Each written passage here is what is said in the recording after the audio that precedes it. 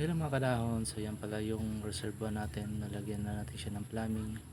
So yung water pump natin sa baba, yan. Tapos ito yung isa doon sa kabilang system, yan hindi pa natin nakabit. So yan dito, okay na siya, natapos na natin kanina. Yan, nalagyan na natin siya ng drain pabalik dito sa reservoir natin. So yan, tapos ito yung magsusupply ng nutrients niya sa tubig. So natapos na rin natin kanina. Ayan siya, around kulang-kulang to 500 heads yung capacity ng system na to. So ayan, madali lang naman to, pwede na to mataniman. Transfer na natin yung pula natin maybe next week.